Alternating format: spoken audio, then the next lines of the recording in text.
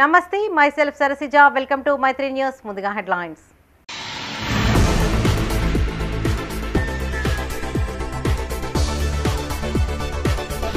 తాగునీటి సమస్య రాకుండా చర్యలు. చేగుర్తిలో పర్యటించిన కరీంనగర్ కలెక్టర్.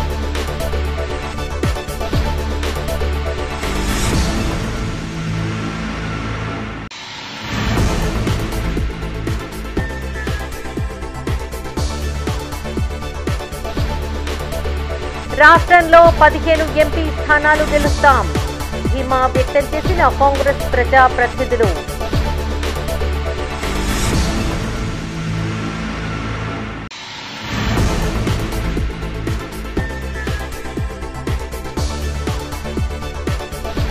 గ్రానైట్ ఇండస్ట్రీస్ లో బయటపడ్డ విభేదాలు. ప్రెసిడెంట్ రాజీనామాకు నాడు ఘెరావ్, నేడు ధర్నా.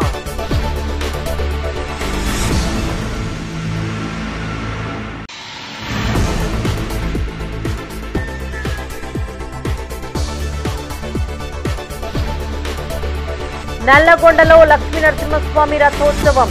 స్వామివారిని దర్శించుకున్న భక్తజనం.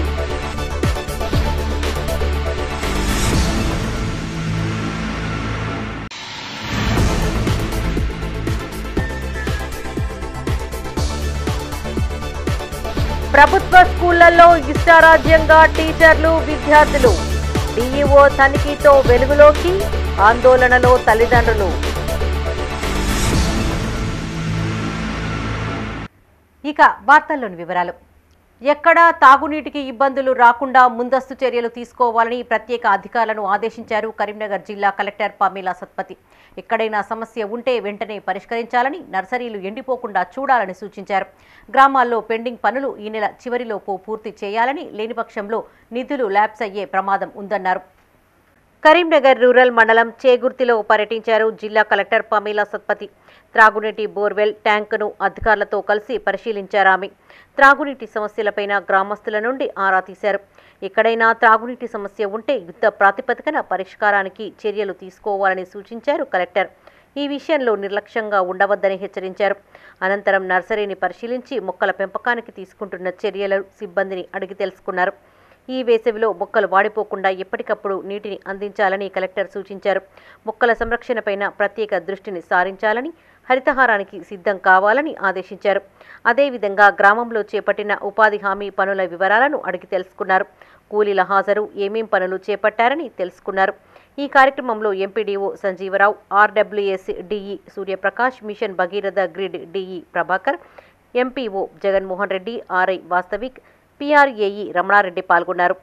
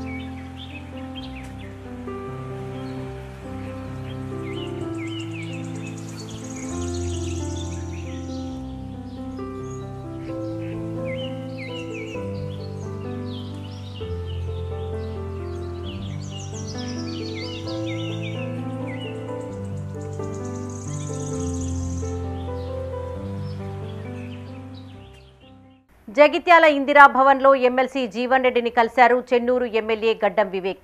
పెద్దపల్లి పార్లమెంటు కాంగ్రెస్ అభ్యర్థి గడ్డం వంశీకృష్ణతో ఆయన కలిసి పలు అంశాలను చర్చించారు. ఈ సందర్భంగా వారు ఇరువురు మీడియాతో మాట్లాడారు. 3 నెలల్లోనే సంక్షేమ పథకాలు అమలు చేసి చూపించామని, పార్లమెంటు ఎన్నికల్లో తెలంగాణలో 15 స్థానాలు గెలుచుకుంటామన్న ధీమాను వ్యక్తం చేశారు ఎమ్మెల్సీ జీవన్ రెడ్డి. కమిషన్ల కోసమే కాళేశ్వరం ప్రాజెక్టు అంచనా 3 రెట్లు పెంచారని, అయినప్పటికీ రైతులకు ఉపయోగం లేకుండా పోయిందని ఆవేదన వ్యక్తం చేశారు ఎమ్మెల్యే వివేక్ వెంకటస్వామి. గత బీఆర్ఎస్ పాలనలో ప్రజలకు స్వేచ్ఛ లేదని, కాంగ్రెస్ ప్రభుత్వంలో ప్రజాపాలన అందుతోందన్నారు. అటువంటి జాతీయ భావాలు కలిగి ఉన్నటువంటి ఒక రాజకీయ పార్టీ కాంగ్రెస్ పార్టీ. మీరు ఎన్నికల్లో ఎవరు అభ్యర్థి అనేది కాదు అని చెప్పంటున్నాను. నేను ఏ రాజకీయ పార్టీ ఆలోచన విధానం ఏ విధంగా ఉంది దయచేసి గమనించాలని చెప్పంటున్నా. ఒక ఉద్యమ పార్టీగా ఆరంభింపబడ్డ బీఆర్ఎస్ పార్టీ నిజంగానే ఉద్యమ చరిత్రని పేర్కొంటేనే ఇవాళ 10 సంవత్సరాల కాలంలో కనుమరుగైపోతుందని చెప్పి అంటున్నాను.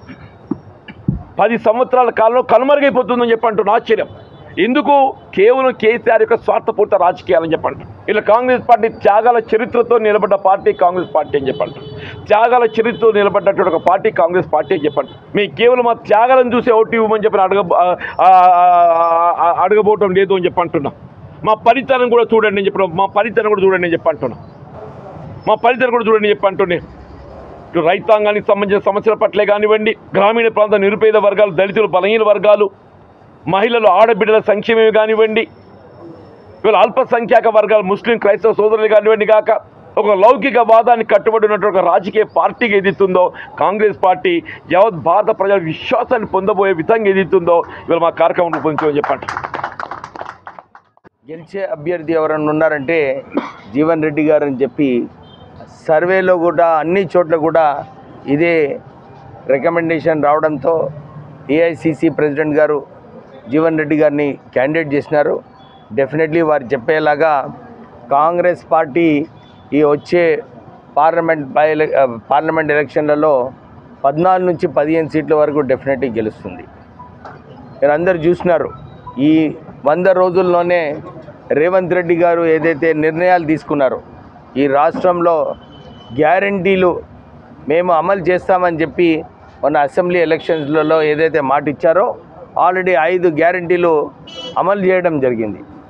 మేము మొన్న కర్ణాటక కూడా వెళ్ళినప్పుడు అక్కడ అందరు కూడా మాట్లాడుకుంటున్నారు, సార్ కాంగ్రెస్ పార్టీ ఏదైతే అక్కడ మాట ఇచ్చిందో అన్ని గ్యారంటీలు అక్కడ సరైన అమలుగా చేస్తున్నారు. తెలంగాణలో కూడా ప్రభుత్వ పాఠశాలలు గాడి తప్పుతున్నాయి. మండల పాఠశాల స్థాయిలో పర్యవేక్షణ లేకపోవడంతో విద్యార్థులు, ఉపాధ్యాయులు ఇష్టారాజ్యంగా వ్యవహరిస్తున్నారు.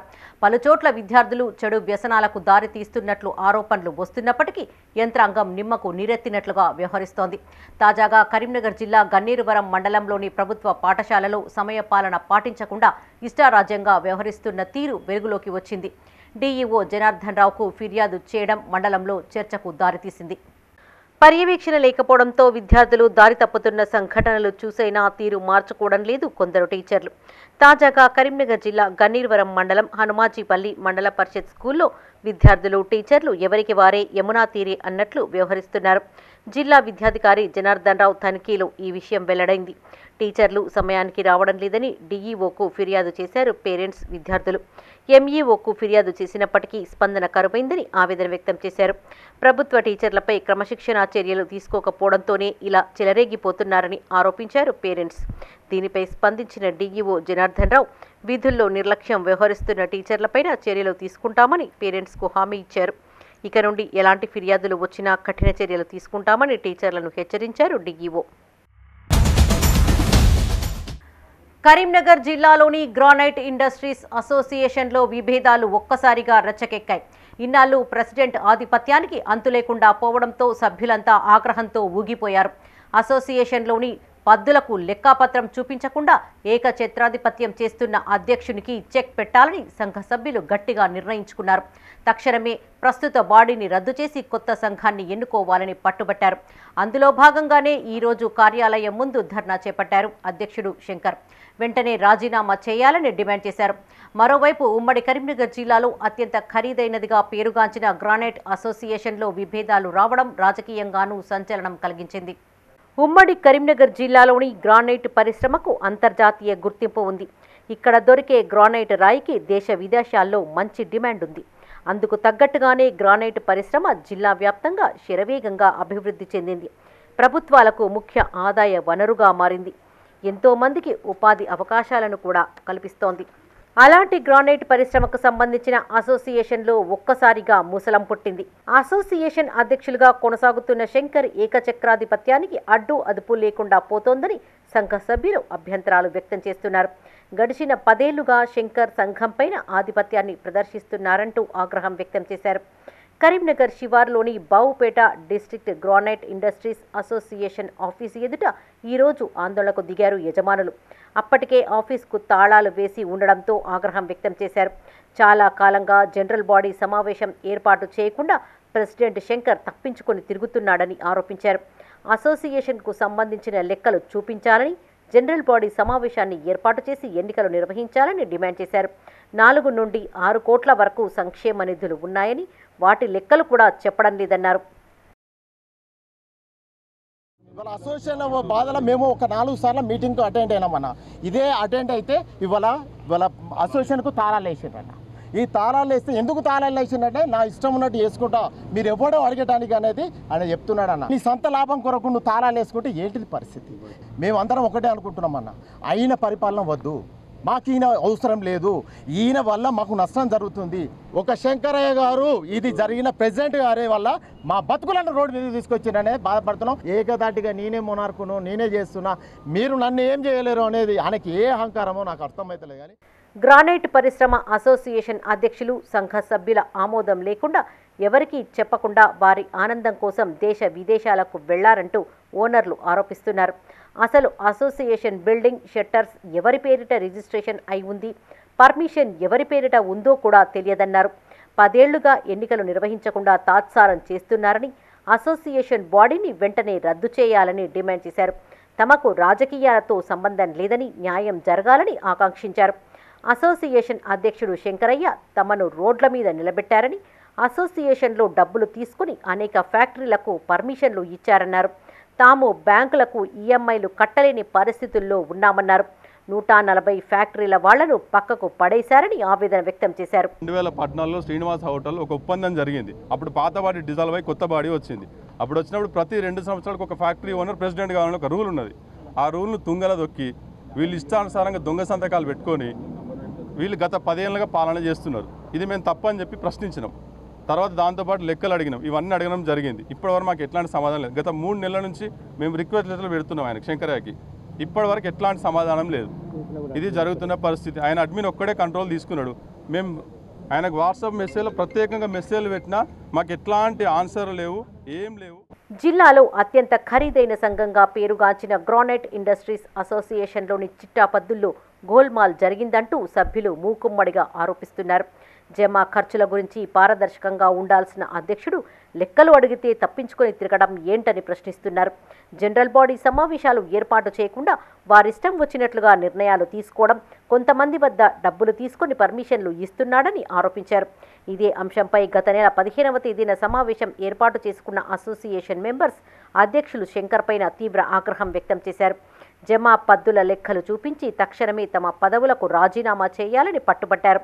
పదవులకు రాజీనామా చేయకుండా అసోసియేషన్ భవనాన్ని వీడేది లేదంటూ అప్పట్లో శంకర్ను ఘెరావ్ చేశారు.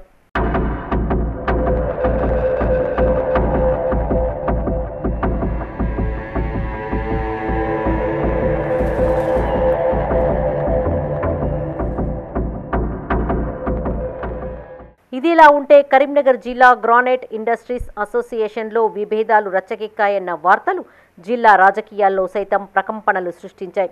గ్రానైట్ వ్యాపారుల్లో వివిధ పార్టీలకు చెందిన వారు ఉన్నప్పటికీ పరిశ్రమ పరంగా వారంతా ఏకతాటిపై ఉంటారు. అధికారంలో ఏ పార్టీ ప్రభుత్వం ఉన్నప్పటికీ ఆ ప్రభుత్వంతో సత్సంబంధాలు మెయింటైన్ చేస్తారు. ఇన్నాళ్లుగా టీఆర్ఎస్ ప్రభుత్వం అధికారంలో ఉండడం, ఆ పార్టీకి చెందిన గంగుల కమలాకర్ మంత్రిగా ఉన్నారు. పైగా ఆయన కుటుంబ సభ్యులు గ్రానైట్ ఇండస్ట్రీలో ఉండడంతో అసోసియేషన్ మెంబర్స్ కూడా ఇన్నాళ్లు సైలెంట్గా ఉన్నారు. అసోసియేషన్ అధ్యక్షులుగా కొనసాగుతున్న శంకర్ గంగుల కమలాకర్కి స్వయంగా బావ కావడం, జనరల్ సెక్రటరీగా కొనసాగుతున్న గంగుల ప్రదీప్ స్వయంగా కమలాకర్ అన్న కుమారుడు కావడంతో ఈ 8 ఏళ్లుగా సంఘ సభ్యులు ఎవరూ మాట్లాడలేదు. టీఆర్ఎస్ ప్రభుత్వం అధికారం కోల్పోయి కాంగ్రెస్ ప్రభుత్వం అధికారంలోకి రావడంతో గ్రానైట్ అసోసియేషన్లో పరిణామాలు ఒక్కసారిగా మారిపోయాయి. గతంలో అధ్యక్షుడు శంకర్ అసోసియేషన్ సభ్యులకు తెలియకుండా హైదరాబాద్కు వెళ్లి మంత్రి పొన్నంని కలవడం కూడా అసోసియేషన్లో విభేదాలకు ప్రధాన కారణంగా చెప్తున్నారు. అసోసియేషన్లో నెలకొన్న విభేదాల నేపథ్యంలో రాబోయే రోజుల్లో సంఘ సభ్యులు తీసుకునే నిర్ణయంపై గ్రానైట్ పరిశ్రమ అసోసియేషన్ భవిష్యత్తు ఆధారపడి ఉంది.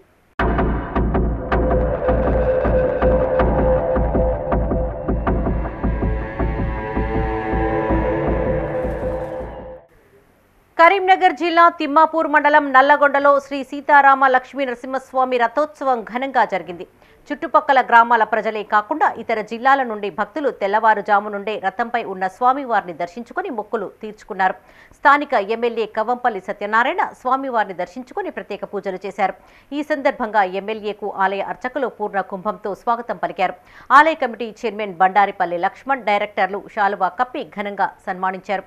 ఈ కార్యక్రమంలో ఆలయ ఈవో ఉడతల వెంకన్న, డైరెక్టర్లు గాజుల అంజయ్య, బూత్కూరి శ్రీనివాస్, కందుకూరి లక్ష్మీరాజం, జింక శ్రీనివాస్, కవ్వంపల్లి మహేష్, గోలి లక్ష్మి, మండల అధ్యక్షులు మోరపల్లి రమణారెడ్డి, నాయకులు మార్క నర్సయ్య, చిట్టిబాబు, జినుక మారుతి పాల్గొన్నారు.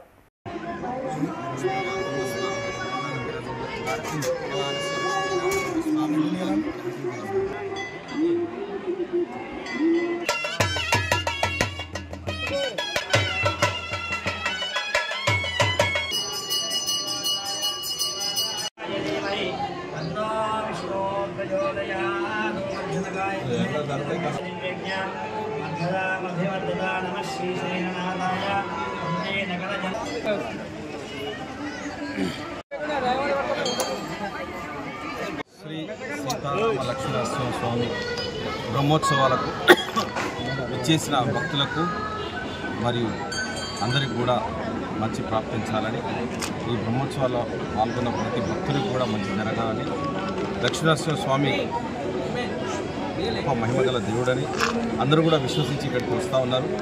వారి వారి కోరికలను కానీ వాళ్ళ అభివృద్ధిని కానీ లక్ష్మీనరసింహ స్వామి తీరుస్తారని నమ్మకం ఉన్నది. కాబట్టి అదేవిధంగా ఈ రోజుల లోపల లక్ష్మీనరసింహ స్వామి దేవస్థానం యొక్క ధర్మకర్తలందరికీ కూడా శుభాశీస్సులు అందించాలని కూడా కోరుకుంటూ, మరి రాజకీయంగా రాబోయే ఎన్నికల్లో ఆ దేవుడి అనుగ్రహం వల్ల, లక్ష్మీనరసింహ స్వామి అనుగ్రహం వల్ల కాంగ్రెస్ పార్టీ తప్పకుండా విజయం సాధిస్తుందని ఆ దేవుడిని గట్టిగా ప్రార్థించడం, మా కోరికను కూడా దేవుడు మన్నిస్తుందని, అధికారంలో తప్పకుండా మళ్ళీ కేంద్రంలో కాంగ్రెస్ పార్టీ విజయకేతనం ఎగురవేస్తుందని, ఎందుకంటే ధర్మం పేరు మీద మోసం చేస్తూ ఉన్నారు.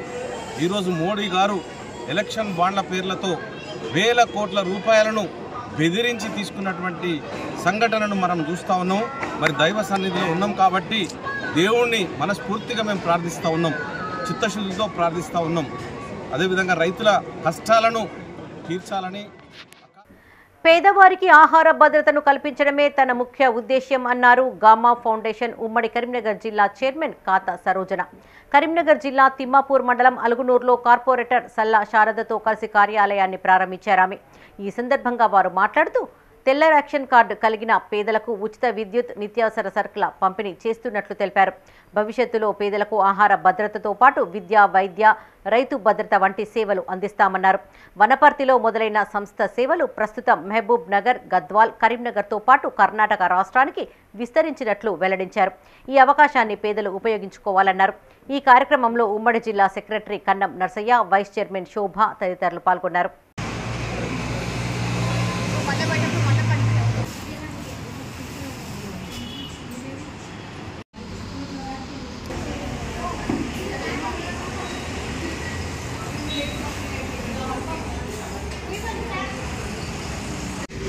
ఈరోజు 8th డివిజన్లో గామా ఫౌండేషన్ ఆధ్వర్యంలో పేద ప్రజలకు నిత్యావసర సరుకులకు అందులో రిజిస్ట్రేషన్ చేసుకున్న వారికి సరుకులను పంపిణీ చేయడం జరుగుతుంది.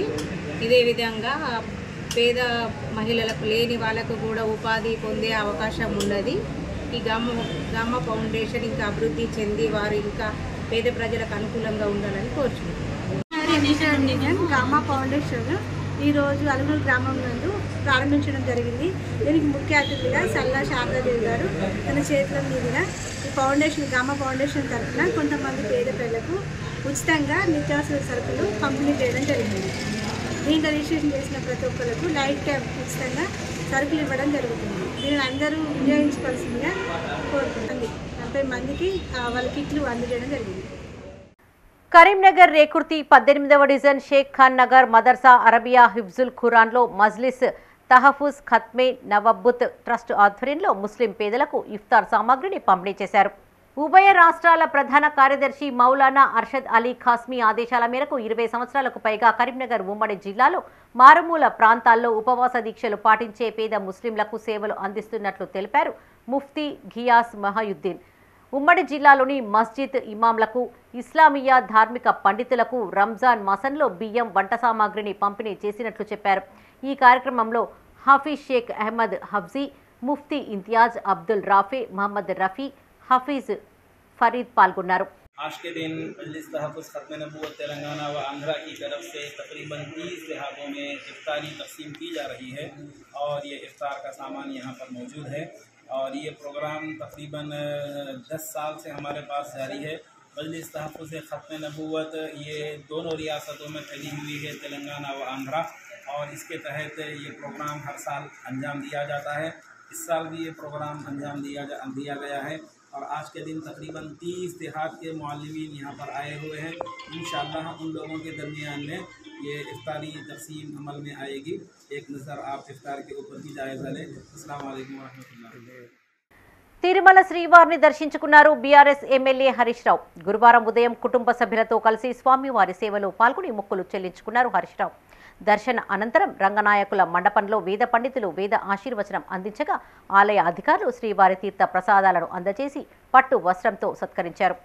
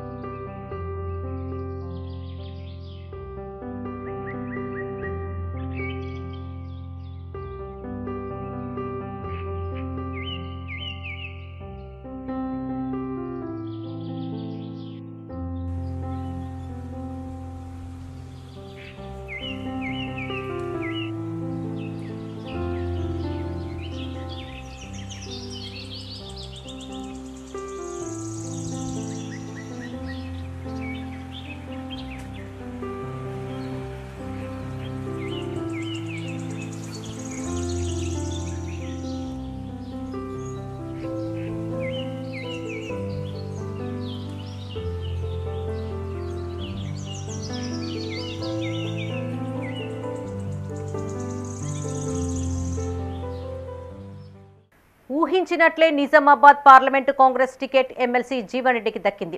గత అసెంబ్లీ ఎన్నికల్లో ఓటమి చవిచూసిన ఆయన పార్లమెంటు ఎన్నికల్లో పరీక్ష ఎదుర్కొంటున్నారు. ఉమ్మడి కరీంనగర్ జిల్లాలోని జగిత్యాల, కొరుట్ల నియోజకవర్గాలు నిజామాబాద్ పార్లమెంటు నియోజకవర్గ పరిధిలో ఉండడం ఈయనకు కలిసి వచ్చే అవకాశం కాగా, నిజామాబాద్ పార్లమెంటు పరిధిలో బీజేపీ, బీఆర్ఎస్లకు చెందిన ఎమ్మెల్యేలు ఉండడం ప్రతికూలాంశంగా మారింది. ఎట్టకేలకు కాంగ్రెస్ జాతీయ నాయకత్వం నిజామాబాద్ ఎంపీ సీటు జీవన్ రెడ్డికే కేటాయించింది. జగిత్యాల నుండి పలుమార్లు ఎమ్మెల్యేగా గెలిచిన అనుభవం ఈ ఎన్నికల్లో ఉపయోగకరంగా మారనుంది. రెడ్డి సామాజిక వర్గం ఓట్లు లోక్సభ నియోజకవర్గ పరిధిలో ఎక్కువగా ఉండడంతో పాటు రైతులతో జీవన్ రెడ్డికి మంచి సంబంధాలు ఉండడం కలిసి వచ్చే అవకాశం ఉందని పార్టీ వర్గాలు భావిస్తున్నాయి. జగిత్యాల జిల్లా పెగడపల్లి మండలం బత్కెపల్లికి చెందిన తాటిపర్తి జీవన్ రెడ్డి ఎల్ఎల్బీ చేసి లాయర్గా కొనసాగారు.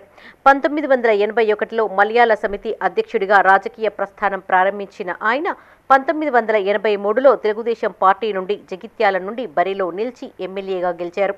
1985లో కాంగ్రెస్లో చేరిన ఈయన ఇప్పటి వరకు శాసనసభకు 11 సార్లు పోటీ చేశారు. ఇందులో 6 సార్లు గెలిచి 5 సార్లు ఓటమి చెందారు. 2006, 2008లో కరీంనగర్ నుంచి ఎంపీ అభ్యర్థిగా కాంగ్రెస్ తరపున పోటీ చేసి ఓటమిని చవిచూశారు. 1983లో ఎన్టీఆర్ ప్రభుత్వ హయాంలో, 2008లో వైఎస్ఆర్ హయాంలో రాష్ట్ర మంత్రిగా పనిచేశారు. 2019లో కరీంనగర్, ఆదిలాబాద్, నిజామాబాద్, మెదక్ జిల్లాల పట్టభద్రుల నియోజకవర్గ అభ్యర్థిగా పోటీ చేసి శాసన మండలిలో అడుగుపెట్టారు. ప్రస్తుతం నిజామాబాద్ పార్లమెంటు కాంగ్రెస్ అభ్యర్థిగా పోటీ చేస్తున్న Jeevan Reddy BJP sitting MP Dharmapuri Arvind, BRS అభ్యర్థి బాజిరెడ్డి గోవర్ధన్ రెడ్డిల నుండి పోటీ ఎదుర్కోనున్నారు. త్రిముఖ పోటీలో జీవన్ రెడ్డి విజయం సాధిస్తారా లేక ఓటమి చెందుతారా అనేది ఓటింగ్లో తేలనుంది. కరీంనగర్ సుభాష్ నగర్లో తోట హేమంత్ అనే వ్యక్తి హత్యకు గురైనట్లు తెలిపారు పోలీసులు.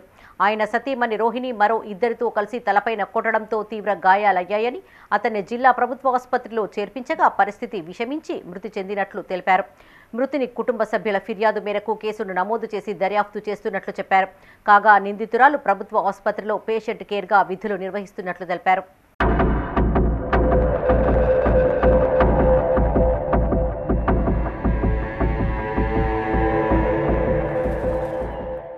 వేములవాడ రాజన్న ఆలయంలో శ్రీ పార్వతీ రాజరాజేశ్వర స్వామి వార్ల కళ్యాణం అంగరంగ వైభవంగా జరిగింది. అభిజిత్ లగ్న సుముహూర్తమున పండితుల వేద మంత్రోచ్చారణల మధ్య మాంగళ్య ధారణ పూర్తి చేశారు. ఈ వేడుకను తిలకించేందుకు వివిధ ప్రాంతాల నుంచి వేలాది మంది భక్తులు తరలివచ్చారు. రద్దీ దృష్ట్యా ఎలాంటి ఇబ్బందులు తలెత్తకుండా అధికారులు తగిన ఏర్పాట్లు చేశారు. వేములవాడ రాజన్న ఆలయంలో స్వామివారి కళ్యాణ మహోత్సవాలు కొనసాగుతున్నాయి. ఇందులో భాగంగా నేడు శ్రీ పార్వతీ రాజరాజేశ్వర స్వామి వార్ల దివ్య కళ్యాణం కన్నుల పండుగగా జరిగింది. వరుడు శ్రీ రాజరాజేశ్వర స్వామి, వధువు పార్వతీదేవి అమ్మవారిని మేళ తాళాలతో చైర్మన్ ఛాంబర్ ఎదుట ఏర్పాటు చేసిన కళ్యాణ వేదిక వరకు ఎదుర్కొన్నారు. వరుడు తరపున ఆలయ ఈవో, వధువు తరపున అర్చకులు పెళ్లి పెద్దలుగా వ్యవహరించగా వరకట్నంగా 551 కోట్లు చెల్లిస్తామన్నారు. కన్యాదాతలుగా ప్రధాన అర్చకులు అప్పాల భీమశంకర శర్మ, ఇందిరా వ్యవహరించారు. అభిజిత్ లగ్న సుముహూర్తంన ఉదయం 10:55 నుండి 12:05 వరకు వేద మంత్రోచ్చారణలతో శ్రీ స్వామివారి కళ్యాణం ఘనంగా జరిపించారు.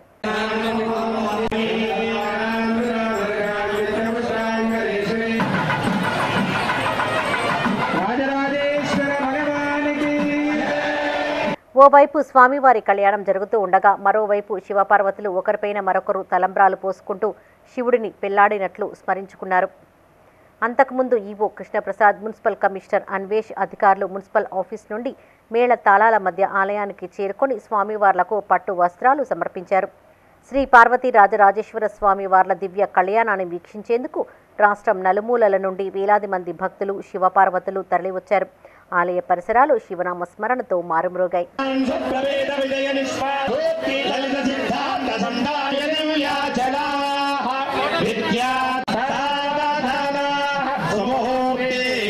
రైతులు ఆధునిక సాగు వైపు మొగ్గు చూపుతున్నారు. రాజన్న సిరిసిల్ల జిల్లా రుద్రంగి మండలంలో వరి సాగులో డ్రోన్ను వినియోగిస్తున్నారు.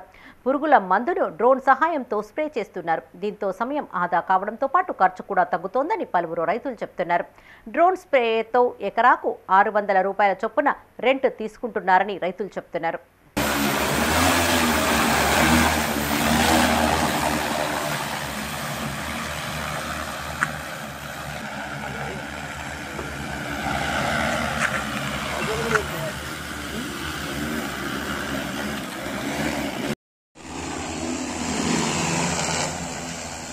రాజన్న సిరిసిల్ల జిల్లా చెందుర్తి మండలం మల్యాలలోని హనుమాన్ దేవాలయంలో విగ్రహ పునఃప్రతిష్ఠ మహోత్సవం జరిగింది. ఈ వేడుకలకు ప్రభుత్వ విప్ ఎమ్మెల్యే ఆది శ్రీనివాస్ హాజరై ప్రత్యేక పూజలు చేశారు. స్వామివారి ఆశీస్సులతో ప్రజలు సుఖ సంతోషాలతో ఉండాలని కోరుకున్నట్లు తెలిపారు. ఈ కార్యక్రమంలో కాంగ్రెస్ మండల అధ్యక్షులు చింతపట్టి రామస్వామి, జెడ్పీటీసీ నాగం కుమార్, ఎంపీటీసీ మేకల గణేష్, నాయకులు గొట్టె ప్రభాకర్, శ్రీనివాస్, చంటి ప్రసాద్, పోంచెట్టి వెంకటేష్, మర్రి హనుమాన్లు పాల్గొన్నారు.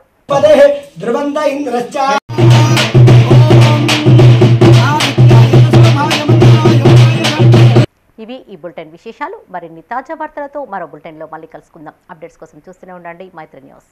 మేము లోకల్, మాడ్డా, కరీంనగర్.